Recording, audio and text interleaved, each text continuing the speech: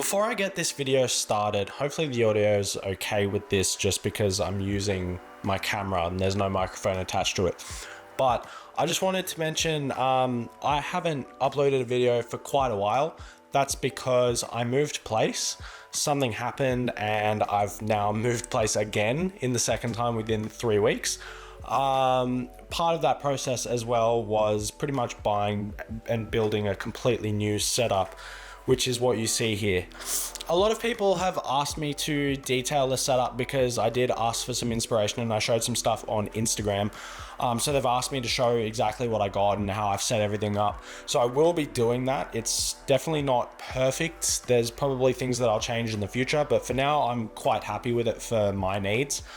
As you can see, basically central space just for painting. I've got an overhead light that's pretty tucked away from behind, the stand for the camera to point straight down, screen right in front for both for entertainment while painting and switching to editing. I've got a wireless keyboard that I just keep out of the way so it doesn't get dirty because I bought a new one.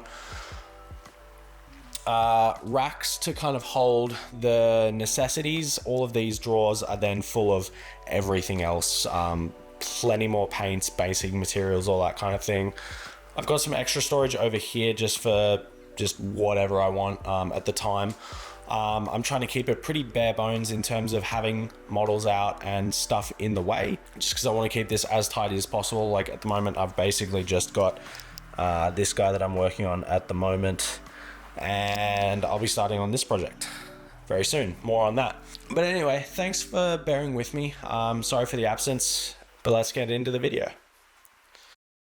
This video is all about my kind of first real attempt at a diorama. When I first saw the Castellan robots for AdMech, they kind of gave me a weird Fallout vibe. Like they were one of those robots that would have some kind of 50s voice and a real personality to them. I thought I was here to be a sex slave. What? No! What a disgusting idea! I'm simply going to harvest your organs. Huh?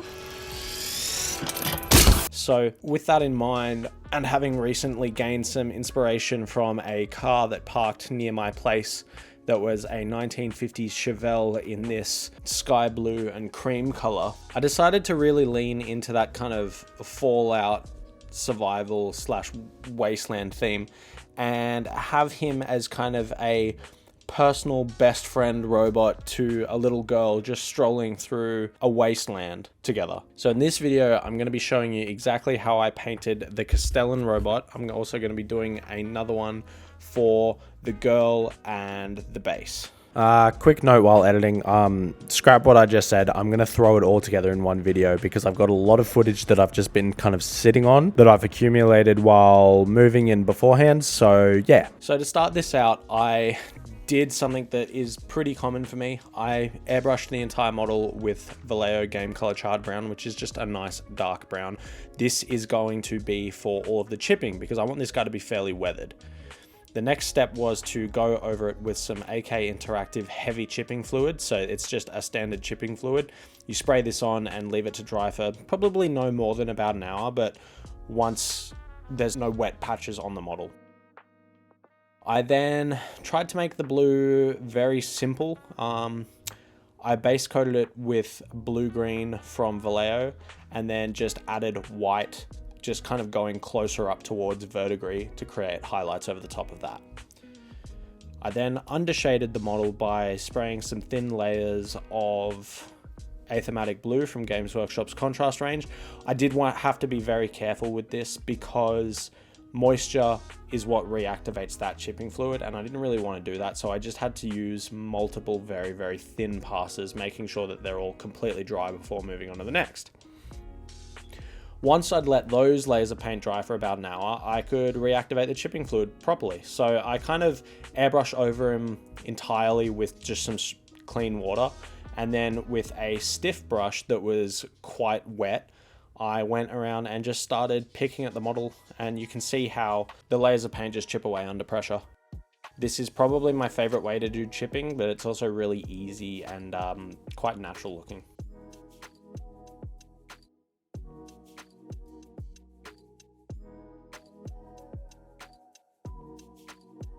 I then mixed together an oil wash. So this was just some black, brown, and blue-green oil from Abteilung 502 mixed with their fast dry thinner. I've locked in the paint job with a gloss varnish. This is to reduce the surface tension over the model. You can see as I'm kind of dabbing the oil into the recesses, it just fills them out completely with, because there's zero surface tension across the surface of the model, but it was also to protect the paint because I have used that chipping fluid.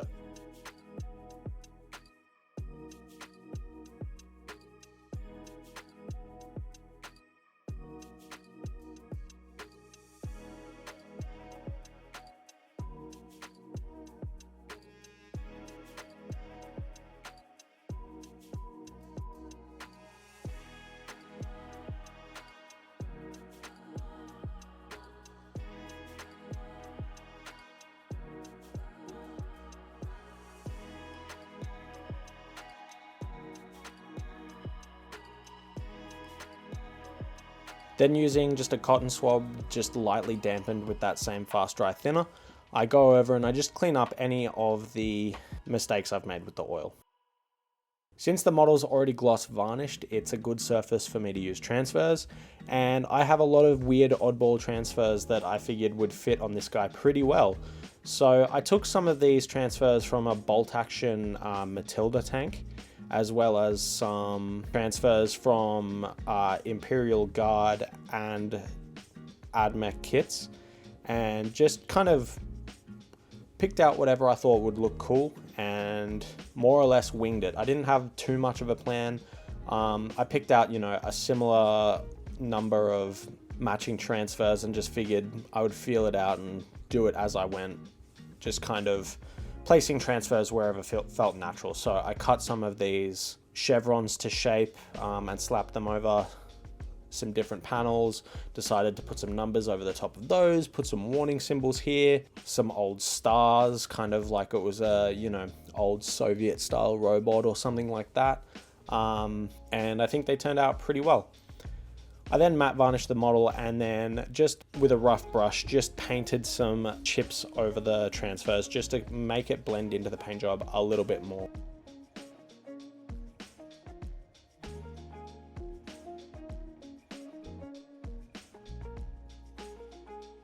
Since the model's matte varnished, it's a good surface for me to do some kind of panel modulation with more oil. So I've just simply put tiny little dots all over the surface of the model, and with a small makeup brush that is again just lightly dampened in that same Abteilung fast dry thinner, I essentially just spread it across haphazardly and then clean that brush off again with the same thinner, go over it again and just kind of feather out that paint just to add some greasy, grimy kind of color over the surface of the armor. So it's not just like it's clean armor panels with only a dirty kind of color in the recesses. It's a little hard to notice once you've got the entire model done. But if you were to put him side by side with himself before I've done this, it makes a world of difference. I then also decided to add some little oil streaks coming out of some of the bigger chips. So this is essentially the same kind of technique.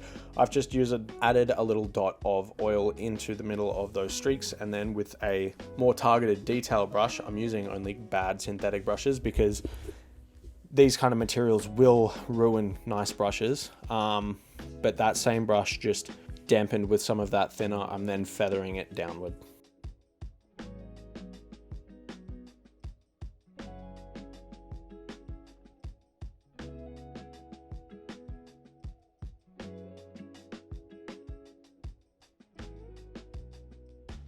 It was then time to paint the head. I decided at first that I wanted to do it by hand, but quickly changed my mind. So I base coated it with some Games Workshop Karak Stone. And having done about 6 layers of brush paint to get a smooth coat, I decided I didn't want to do that through multiple different steps just to get up to a bleached bone. So I masked off the model with some blue tack and then airbrushed over the top with some bone white. Now, I did actually get a little bit of overspray.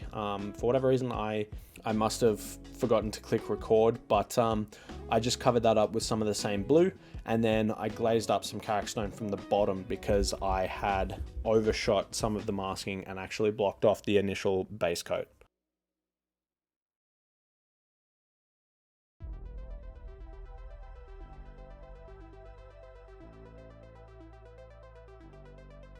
Then after having blacked out the model, I took stock of how he was turning out, and blacking out models isn't necessary, but I find it nice just to get a gauge of how the model's looking, and it's also good for these kind of videos.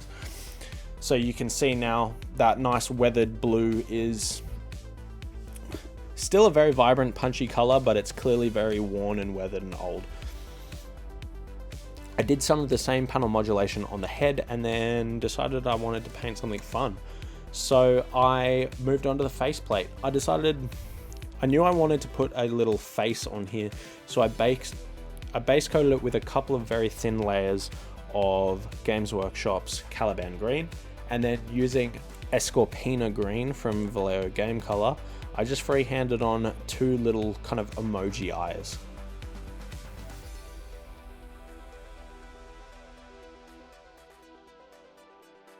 I then painted through the middle of those with straight white, just to add some contrast.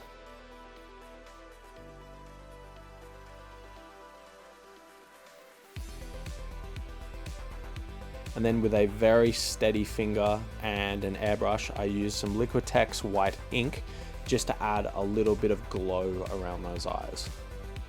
I then went over the top of that with some Vallejo Fluoro Color Green, just slowly building this up over multiple layers because I'm trying to keep the spray pattern quite tight and small, so I'm spraying quite close to the model, so I'm having to spray quite small amounts as to not kind of just quickly flood it with paint and have a wet layer get pushed around. I then repainted over the eyes with another layer of white and then very gently tinted those with Games Workshop's Tesseract Glow, their technical paint for Necrons. I decided some of the chips didn't really look quite right, and I wanted a little bit of rust in there, so I just filled them in with just some watered down Scrag Brown from Games Workshop.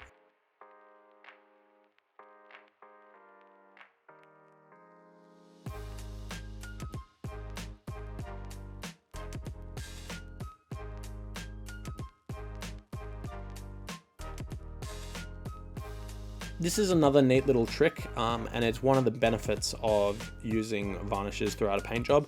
I oversprayed some of that glow, but I was able to go back with a Q-tip and just put some airbrush cleaner on it and just rub that paint right off. Now it's time to paint some of the metallics. So I've gone in with Vallejo Metal Color Gunmetal, and then I've washed it with just Nuln Oil. And now I'm using a makeup brush for a very soft, scratchy highlight of Vallejo Chrome. For whatever reason, I left this late. I kind of forgot to do it, but I just went around and added some edge highlights on the blue armor with Vallejo Verdigris.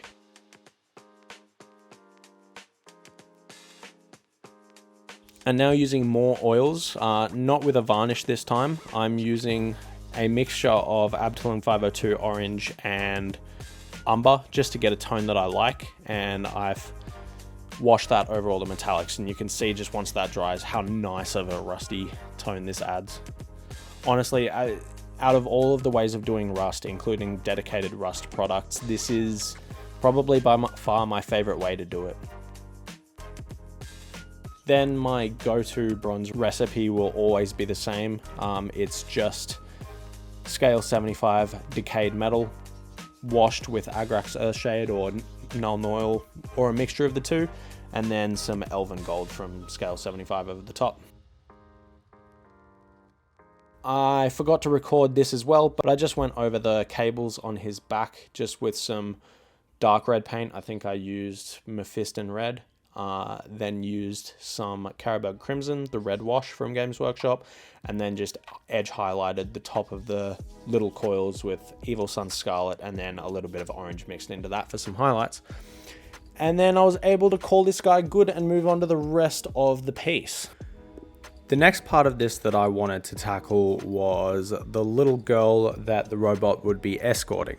So I found this miniature on Etsy and purchased it. It wasn't cheap, it was about $50 just for this, but I don't have a 3D printer, and to be honest, I don't really want to get into 3D printing just for little one-off things like this. Maybe I'll do it eventually, but I just don't have the space or time or desire to learn how to do it. But I wanted her to be in a kind of equally bright pastel-y kind of color to contrast the bleak surrounding that they would have.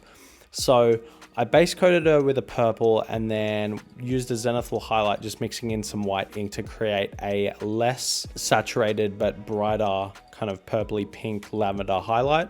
I do apologize for the focusing on this. It was a very small model and I had my settings set to kind of wide focus, so it was picking up the surroundings as opposed to just her. But with a few zenithal highlights and then some scratchy highlights along the highest raised edges of the dress with a brush, I called that done. Then just painted with gray and then just lighter grays the bottoms of the sleeves and dress itself. And I got a little bit too excited and I guess I forgot to record all of the bunny, but I base coated it with Gobi Brown from scale 75 and then just added in some more bone white gradually and added little kind of stippled or scratched highlights towards the raised edges just to create a faux effect of, you know, the textured fur. I base coated the skin with some Cadian flesh tone from Games Workshop and then added more and more white to that just for some highlights. I'm not 100% happy with the skin if I'm being honest, but skin is not my strong suit when it comes to painting. It's something that I do need to practice at more, so I might go back and just retouch her. I then base coated the hair with some Avalanche Sunset and then worked up towards Bone White, mixing that in just to create more and more highlights, picking out just the raised edges all in the same. And I was able to finish her in about an hour. This is how they look together. As you can see, she's tiny compared to him because realistically, he's not that big of a model. But I love the way that these two scale together. It makes him look much more imposing and menacing, and kind of takes his 28mm scale or heroic scale and makes it look somewhat more lifelike in my opinion.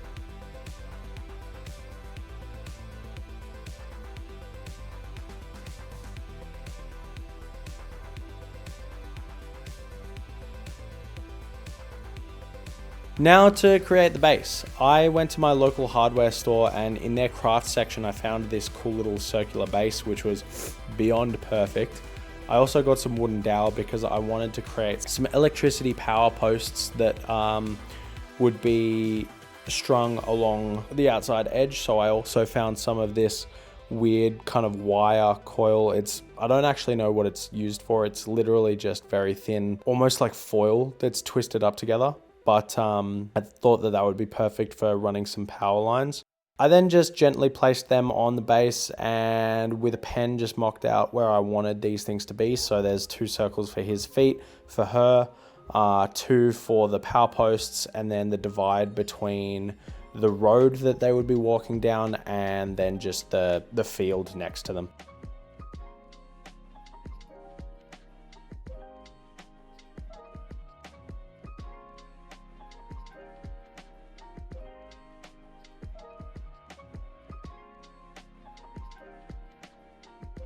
I cut down the wooden dowel to a bit more of a manageable size, then just matched them up so as I had 2 of the light posts together. Then just cut some smaller pieces for the top T section of it.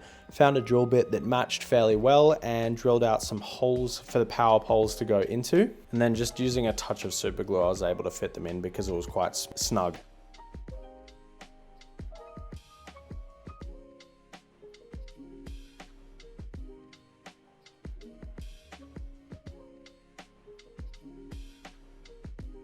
PVA woodworking glue would definitely be the better choice for doing this, but I was trying to get this all built in one morning, so I didn't want to wait for that to dry. That's the only reason I'm using that, but I would recommend using PVA glue for that. I then snapped one of them and dropped it down because, like I said, I did want this to be a fairly bleak, dilapidated, destroyed kind of setting. So having one of the power poles broken and fallen across the road, I thought was a very quick and easy way to demonstrate that a little bit more. So just using a little bit more super glue again, I was able to lean it against it and secure it into place.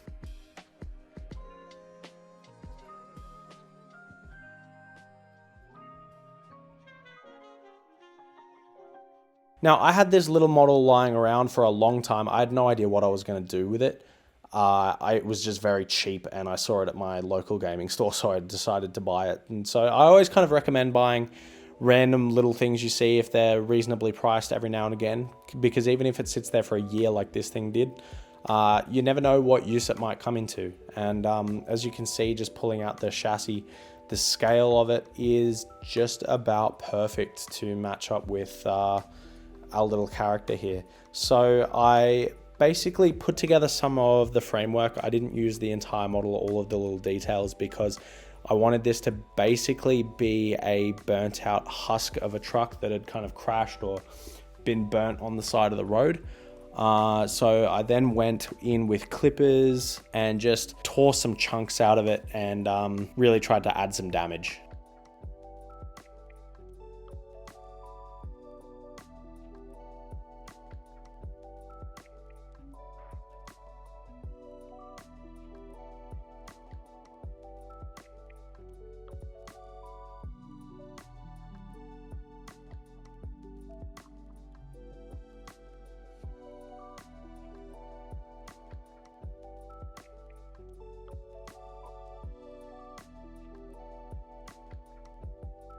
I then mocked up where it would go on the base and then scattered some of those little torn off pieces around the rest of the base.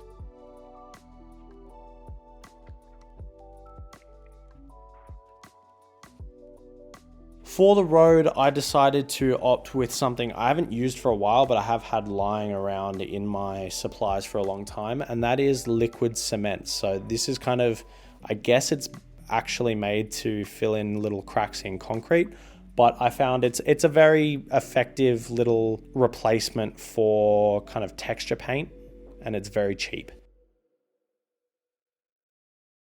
I then secured down some of the wheels from the truck around the place, like they'd come off the truck itself, as well as some resin rocks, and then spread some PVA glue. I guess it was unavoidable for the most part, but I did get most of the base built in a day without having to resort to this. But I spread it around the base so as I could put down some sand just for the field. I then decided that the truck wasn't quite destroyed enough, so I went at it with a lighter and really tried to sell that burnt out effect. So with a lighter, you can obviously heat up and burn the plastic, and once it gets to a certain temperature, it will very quickly melt and kind of fall apart and lose its shape. So you do have to be very careful doing this, because it will sit there under a flame doing absolutely nothing, and then within a couple of seconds, it will completely like half in size. But I was able to really change the way it looked. Then just using a rattle can, went outside and primed the entire thing, because I'm not as worried about, obscuring details. I don't like rattle can priming most models, but for stuff like this, it's fine.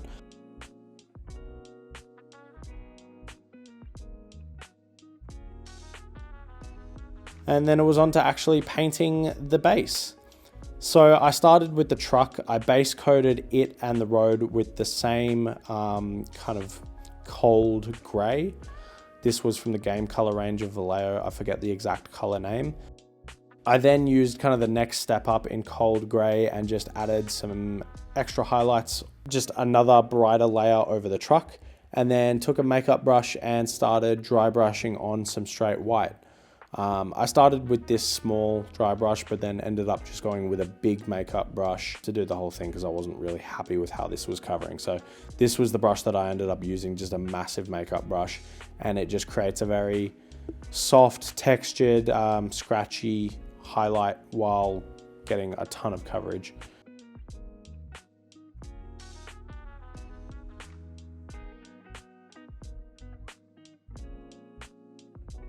You can see I've now gloss varnished the truck, and while waiting for that to kind of completely cure before I can use oils, I'm just base coating the gravel. So I'm using Baneblade Brown from Games Workshop for that.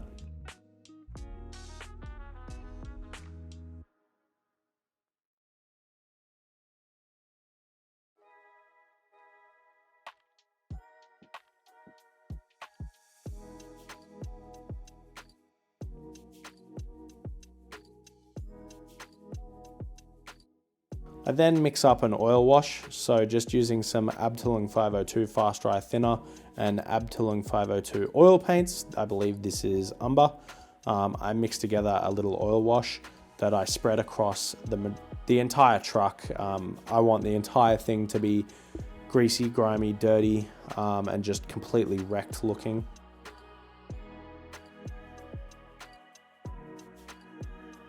I then spread the same oil wash into the gravel, basically because it's a thinner, kind of less intense wash than like an acrylic Games Workshop wash. And you know, with the aid of a hairdryer, it can dry quite quickly. I then took a Q-tip with the same Abteilung 502 thinner and just with multiple passes pulled away the oil from the top of the truck for the most part, so cleaning it back up but leaving all of those recesses greasy and grimy, and then hit the gravel with an oil wash of just straight black.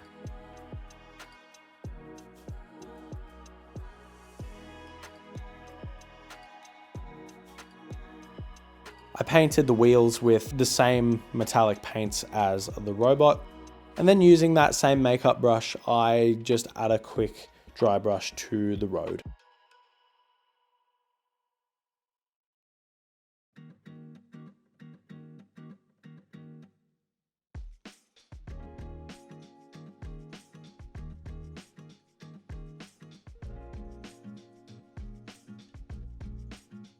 I painted the electricity pole with Gobi Brown. I did wash it with Games Workshop's Agrax Earthshade after that. I can't remember if I remembered to film it.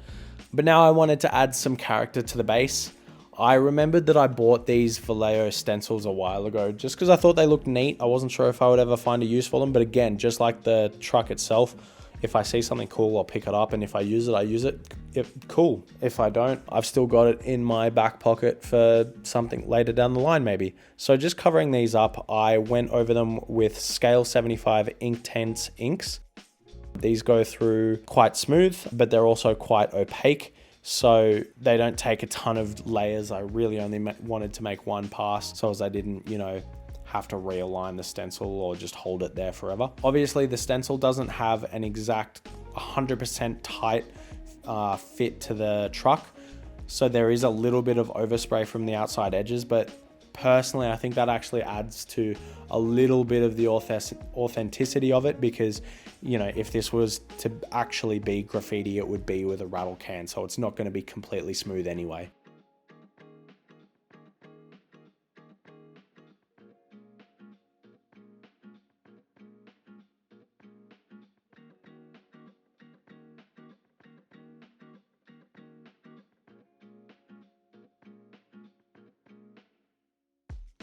I thought it was necessary to just go back over the areas that I've then sprayed with some oil paints and just re-establish that grease and grime in the crevices, just to give that graffiti the extra little feel of, you know, being lived in and, you know, actually part of the truck.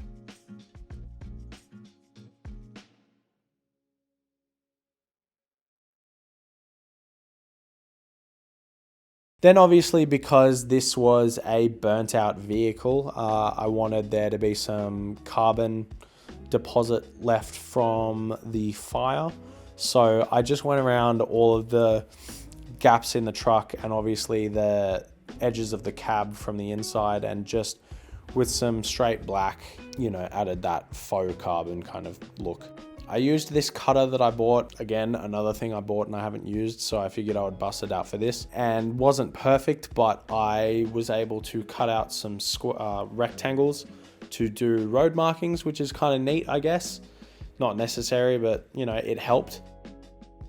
And then just using some isopropyl alcohol in a cup, I added some Vallejo pigments and mixed up a little pigment paint / wash.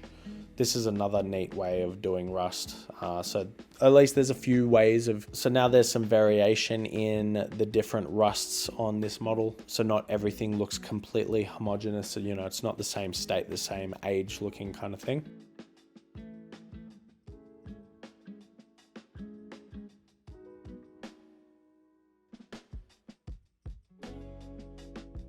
And then just used the same pigments on the base. I didn't film it, but I basically just sprayed with my little hand sprayer with isopropyl alcohol over that, and then just quickly hit it with a hairdryer, because if you leave that, it can pull up fresh paint, but once it's dry, it's fine. I decided to stick down some grass tufts, and now it was time for me to figure out how I was going to do these power lines. I hadn't actually given this much thought beforehand, so I did more or less wing it, but I think it turned out okay. It's not perfect if you look at it incredibly close, but you know, for what it is, doing its job and just kind of sitting in a cabinet somewhere, it'll be fine. So I wrapped it around one edge and then just draped it to figure out the rough length for it to get to the other side of the pole, kind of hooked it under, and then just secured it with a little drop of super glue. I then figured, I don't know exactly how power lines look up close, but the metallic silver base would be kind of okay if I just went over it with some black Templar contrast paint. So they're black like you'd usually see them, but there's a little bit of kind of, you know, a metallic sheen underneath. It looks a lot lighter under my gigantic LED lights on video, but in person, it's actually quite subtle. The base actually comes with essentially a rim sculpted, which is perfect. So I went around that and blacked it out, and this is what I'm left with.